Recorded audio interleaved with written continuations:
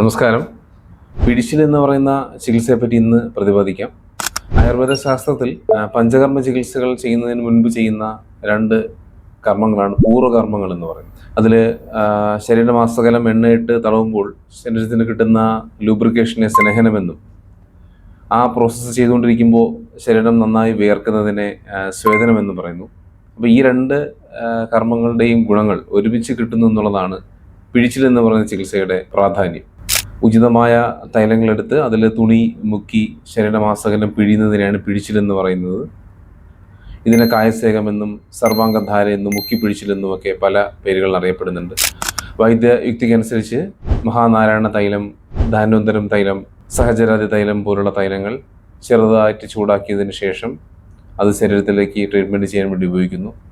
ഏകദേശം 45 മിനിറ്റ് മുതൽ 1 മണിക്കൂർ വരെയാണ് ഈ ചികിത്സ തുടർന്ന് പോകുന്നത്. 7 മുതൽ 14 ദിവസം വരെ ഈ ചികിത്സ ഓരോ ഡിസീസ് കണ്ടീഷൻസിനനുസരിച്ചും ചെയ്തു വരുന്നുണ്ട്.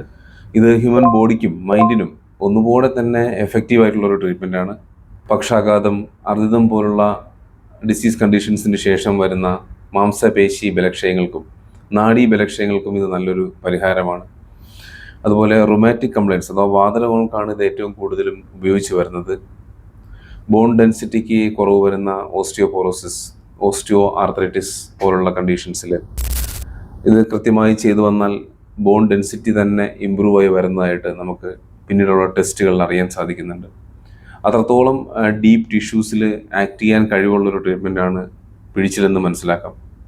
അതുപോലെ ശരീരത്തിൽ അടിഞ്ഞുകൂടുന്ന വേസ്റ്റ് ഡിപ്പോസിറ്റ്സും ഡെഡ് ടിഷ്യൂസും സെൽസിനെയൊക്കെ ഇത് റിമൂവ് ചെയ്തതിന് ശേഷം പുതിയ സെൽസിൻ്റെ റീജനറേഷനും ഹെൽപ്പ് ചെയ്യുന്നത് കൊണ്ട് ഏകദേശം ഒരു മെനോപോസ് ഏജിലേക്ക് അടുക്കുന്ന സ്ത്രീകൾക്കും ഒരു 60 ഏജിലേക്ക് എത്തുന്ന ഒരു പുരുഷന്മാർക്കുമൊക്കെ ഇതൊരു റിജുവിനേഷൻ തെറാപ്പി ആയിട്ട് ചെയ്യാം.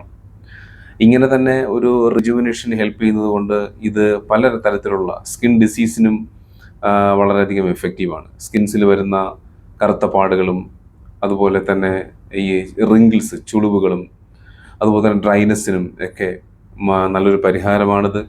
കൃത്യമായി ചെയ്തു വന്നാൽ ഈ പറയുന്ന റിങ്കിൾസും ഒക്കെ മാറ്റി, ഡ്രൈനെസ്സും ഒക്കെ മാറ്റി സ്കിന്നിന് പുതിയ ഗ്ലോയും പുതിയൊരു തിളക്കവും ഒക്കെ വന്ന് സ്കിന്നൊരു യൂത്ത്ഫുൾ സ്കിന്നായിട്ടൊക്കെ മാറാൻ ഹെൽപ്പ് ചെയ്യുന്നൊരു ട്രീറ്റ്മെൻറ്റ് കൂടിയാണ് പിഴിച്ചിലെന്ന് പറയുന്നത്.